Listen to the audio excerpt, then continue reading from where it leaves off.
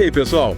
Bem-vindos ao Corporate Academy Podcast. Olá. O seu guia para o desenvolvimento pessoal e profissional. É isso aí, Marcos. Que prazer estar de volta. Para mais um mergulho profundo. Com você e com nossos ouvintes. Em busca de conhecimento.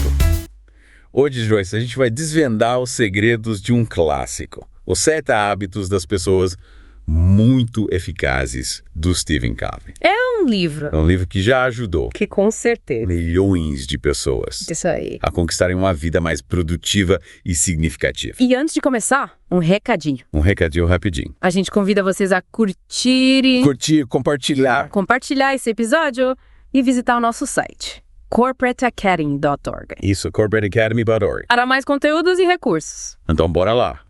O Covey já começa o livro com uma ideia central. Ética da personalidade versus ética do caráter. Ele argumenta que o sucesso duradouro não se baseia em técnicas de personalidade, mas sim no desenvolvimento do caráter dos princípios. É como se a ética da personalidade fosse um verniz superficial, sabe? Um verniz, isso. Enquanto a ética do caráter é a base sólida, a estrutura que sustenta uma vida de sucesso verdadeiro. E ele ilustra isso com a história do filho dele, que estava com dificuldades na escola e nos esportes. Ah, sim, lembra dessa história? O Covey e a esposa, eles tentaram usar técnicas de motivação, focando na personalidade, mas nada funcionava. Exatamente. A mudança só aconteceu quando eles mudaram o foco para o caráter. Mudaram o foco. Quando pararam de tentar moldar o filho à imagem deles e passaram a valorizar quem ele era de verdade. Como se eles tivessem tirado as lentes da expectativa social, sabe? E passado a enxergar o filho com outros olhos. É como naquela ilusão de ótica da velha moça, né? A mesma imagem. Nossa, sim.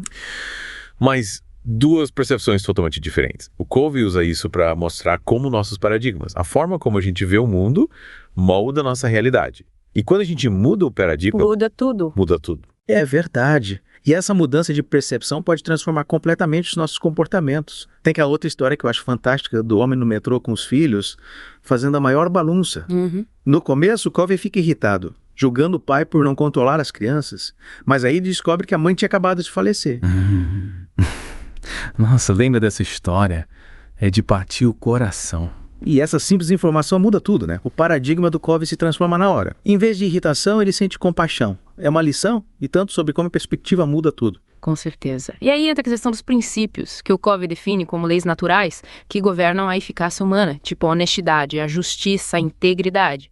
São como bússolas que nos guiam na direção certa. Imagina que você está no meio do oceano sem bússola, sem mapa. É mais ou menos assim que a gente fica quando ignora os princípios. A gente perde e fica à deriva.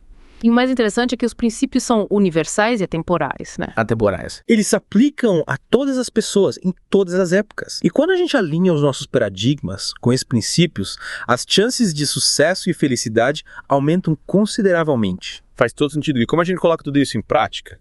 Aí entram os 7 hábitos, né? O primeiro é ser proativo, que significa assumir a responsabilidade pelas nossas escolhas e ações, em vez de ficar culpando os outros ou as circunstâncias. É entender que a gente tem poder de escolher a nossa resposta, né? A nossa resposta é... Aos estímulos externos, como o Viktor Frankl, que sobreviveu aos campos de concentração nazistas e nos ensinou que, mesmo nas situações mais extremas, a gente sempre tem a liberdade de escolher a nossa atitude.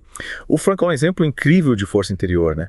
Em meio ao sofrimento, ele encontrou um propósito e manteve a dignidade.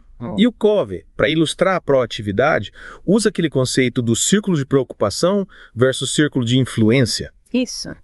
O ciclo de preocupação inclui tudo aquilo que a gente se preocupa, mas sobre o qual a gente não tem controle. Não tem controle. Já o círculo de influência se refere às coisas que a gente pode realmente mudar. Ou seja, ser proativo é focar nossa energia no que a gente pode controlar, em vez de ficar remoendo as preocupações. E você se lembra da história do homem que pediu conselhos ao Covey sobre o casamento dele? Ele estava infeliz e dizia que não amava mais a esposa. E o Covey simplesmente falou: ame sua esposa. Parece simples. Parece simples, mas é profundo, né? Totalmente, porque amar é uma escolha, é uma ação, não é só um sentimento. E quando a gente escolhe amar, mesmo quando o sentimento parece ter sumido, estamos agindo proativamente para transformar a situação. E essa atitude proativa é fundamental para superar os desafios e construir relacionamentos saudáveis. E aí chegamos ao segundo hábito: começar com o objetivo em mente. É a importância de ter uma missão pessoal, um norte que guia as nossas decisões e ações. É como traçar uma rota antes de começar uma viagem. E para te ajudar a definir essa missão, o Covey sugere um exercício poderoso. Visualizar seu próprio funeral e pensar no que você gostaria que as pessoas dissessem sobre você. Nossa, que exercício! Essa reflexão, ela ajuda a gente a definir o que realmente importa, né? O que realmente importa? Qual legado a gente quer deixar? Caramba, que exercício. Imagina só a gente no nosso próprio funeral, ouvindo as pessoas falando da gente. Acho que essa visualização nos dá um choque de realidade e nos faz repensar as nossas prioridades. Com certeza. E a partir dessa visão de longo prazo, a gente define os nossos papéis, né? Nossos papéis. E estabelece metas que nos impulsionam na direção certa. É como ter um mapa que nos leva ao destino desejado. E o Covey faz uma analogia interessante. Ele compara liderança à definição do destino, à escolha do caminho certo. Já a administração seria a forma como a gente percorre esse caminho, a busca pela eficiência na execução das tarefas. Ou seja, de nada adianta a gente ser super eficiente se estivermos caminhando na direção errada, né? Exatamente. Ele usa o exemplo dos agricultores abrindo caminho na floresta. Eles podem ser super eficientes em cortar árvores, mas se não souberem para onde estão indo, todo esse esforço vai ser em vão. A gente precisa ter clareza sobre onde quer chegar para poder traçar a rota e usar a nossa energia da forma mais inteligente possível. Os 2 primeiros hábitos, ser proativo e começar com o objetivo em mente, formam a base para a vitória privada, a conquista do domínio sobre si mesmo, o desenvolvimento do caráter e da independência. É como se a gente estivesse construindo alicerces sólidos para, em seguida, Isso, alicerces. erguer um prédio, que seria a vitória pública, a capacidade de construir relacionamentos eficazes e alcançar sinergia com outras pessoas. Mas acho que já falamos bastante por hoje, né? Verdade. Acho que é importante dar tempo para os nossos ouvintes digerirem essas ideias e refletirem sobre como aplicar esses princípios em suas vidas. Então, pessoal, fiquem ligados para a segunda parte dessa imersão nos 7 hábitos do Stephen Covey. No próximo episódio, vamos explorar os hábitos que nos levam à vitória pública, ou seja, a construir relacionamentos eficazes e alcançar sinergia com outras pessoas. E não se esqueçam de curtir e compartilhar esse episódio. Isso, compartilhar. E se visitar nosso site, corporateacademy.org, lá vocês encontram muito mais conteúdo e recursos para turbinar sua carreira e sua vida pessoal. Até a próxima, pessoal. Até lá!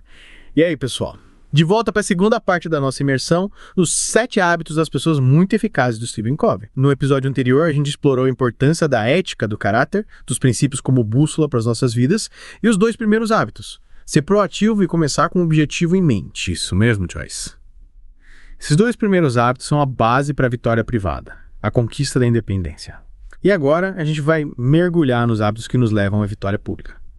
Construir relacionamentos eficazes e alcançar sinergia com outras pessoas. E o terceiro hábito, o primeiro mais importante, é fundamental nesse processo.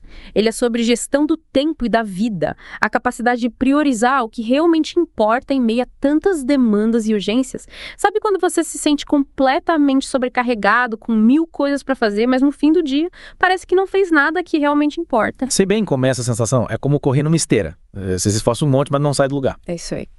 O Covey critica as abordagens tradicionais de gerenciamento do tempo, que focam só na eficiência, em fazer mais coisas em menos tempo. Ele propõe uma mudança de paradigma focando na efetividade, em fazer as coisas certas. Exatamente. E para isso, ele introduz a matriz de gerenciamento do tempo, que divide nossas atividades em 4 quadrantes. Importante e urgente, importante não urgente, não importante e urgente, e não importante e emergente. É como se fosse um mapa para a gente entender onde estamos investindo nosso tempo e energia. E o segredo, segundo Covey, é dedicar maior parte do nosso tempo ao quadrante 2, o das atividades importantes e não urgentes. São aquelas que nos levam na direção dos nossos objetivos de longo prazo, tipo planejamento, prevenção, desenvolvimento pessoal, construção de relacionamentos.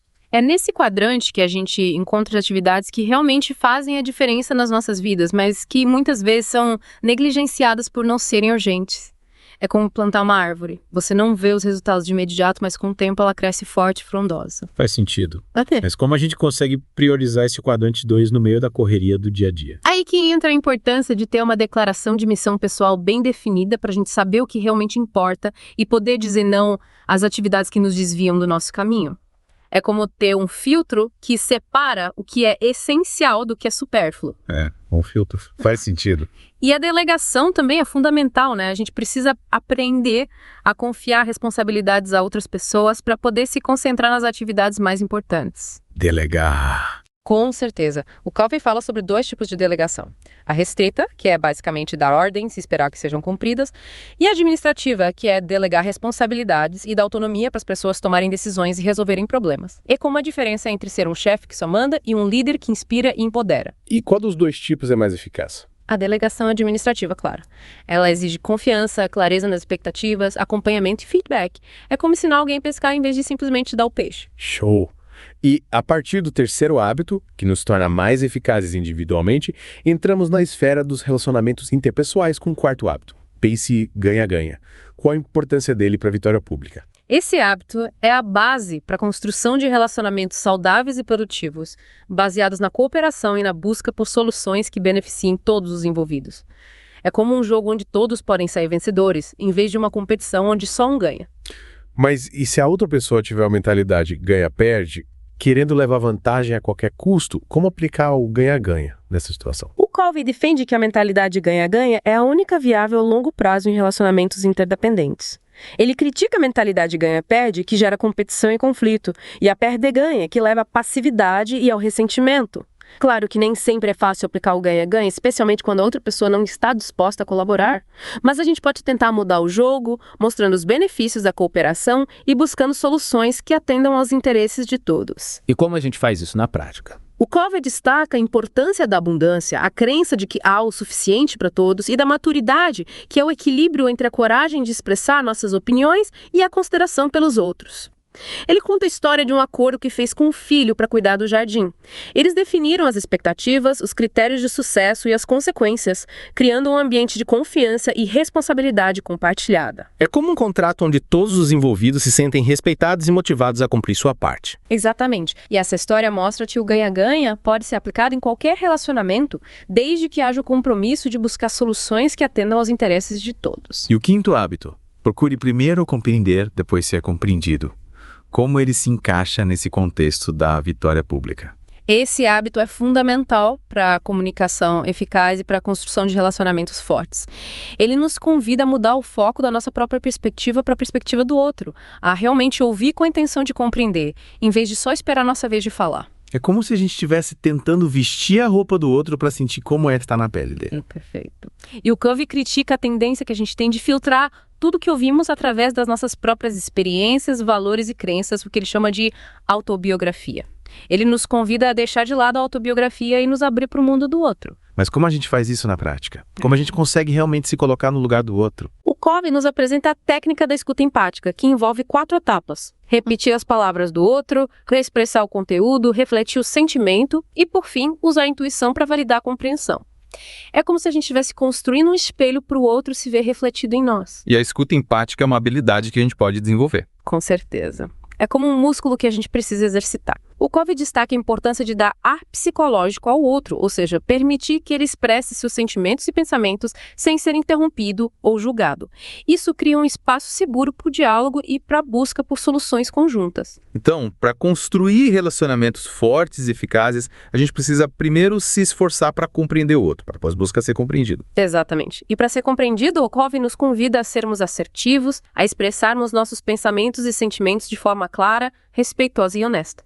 É como falar a mesma língua que o outro, mas usando o nosso próprio sotaque. E esses 2 hábitos, ganha-ganha e procure primeiro compreender e depois ser compreendido, nos preparam para o 6º hábito, synergize, que é a combinação da vitória pública. O que seria essa tal de sinergia? A sinergia é o resultado da colaboração criativa, da capacidade de unir diferentes perspectivas e talentos para gerar soluções inovadoras e resultados extraordinários. É como misturar as cores do arco-íris para criar uma nova cor vibrante e única. Mas como a gente coloca a sinergia em prática? O Covey compara a sinergia à natureza, onde a interação entre diferentes elementos cria um ecossistema mais rico e produtivo. Ele destaca a importância de valorizar as diferenças, de reconhecer que cada pessoa tem uma visão única do mundo e que essa diversidade de perspectivas é a chave para a inovação e criatividade. Então a sinergia não é sobre todo mundo pensar igual, mas sim sobre aproveitar as diferenças para criar algo novo e melhor. Exatamente. E o Covey nos convida a adotar uma atitude de abertura, de curiosidade, de busca por novas possibilidades, em vez de tentarmos impor nossa própria visão ou controlar o processo. É como um quebra-cabeça onde cada peça tem seu lugar e juntas formam uma imagem completa. Perfeito. E a gente precisa lembrar que a sinergia não acontece por acaso. Ela requer um ambiente de confiança, respeito, empatia e comunicação aberta e honesta. É como um jardim que precisa ser cultivado com cuidado para florescer. E o Covey ilustra o poder da sinergia com aquela história do grupo de executivos que decidem se abrir para um processo criativo e colaborativo, em vez de seguirem o roteiro tradicional de uma reunião de planejamento, lembra? Sim. E o resultado foi surpreendente. Eles conseguiram gerar ideias e soluções muito mais inovadoras e eficazes do que se tivessem seguido o modelo tradicional. É a prova de que a sinergia é possível em qualquer ambiente, desde que as pessoas estejam dispostas a colaborar e a buscar soluções que beneficiem a todos. Esses 3 hábitos. Primeiro, o mais importante, pense ganha-ganha e synergize, formam a base para a vitória pública, a capacidade de construir relacionamentos eficazes, alcançar sinergia e contribuir para um mundo melhor. Mas ainda falta um hábito, né? O 7º, que é sobre cuidar do nosso bem-estar integral. Verdade? No próximo episódio, a gente vai falar sobre o Afino Instrumento, que nos convida a renovar e fortalecer constantemente todas as dimensões do nosso ser. Física, espiritual, mental e social-emocional. É como se a gente estivesse cuidando do nosso próprio instrumento para que ele possa produzir a música mais bonita possível. Então, pessoal, fiquem ligados para a última parte dessa imersão nos 7 hábitos do Stephen Covey.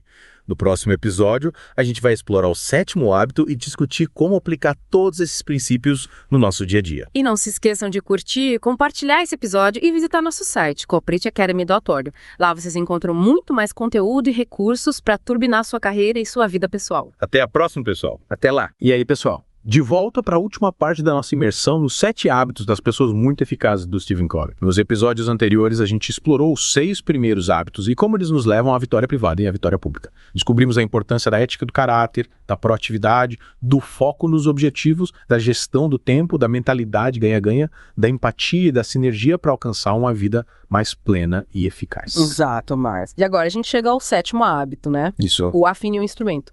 Aquele que, como a gente já comentou um pouquinho antes, nos convida a dar uma atenção especial para a gente mesmo, renovar e fortalecer todas as dimensões do nosso ser. Física, espiritual, mental e social-emocional. É como se a gente estivesse cuidando do nosso próprio instrumento, afinando ele para produzir a melodia mais bonita possível. Acho que essa metáfora do instrumento musical é perfeita, Joyce. Afinal, de que adianta ter um super violino se as cordas estiverem desafinadas? A gente precisa estar em sintonia com nós mesmos para poder tocar a nossa melhor música.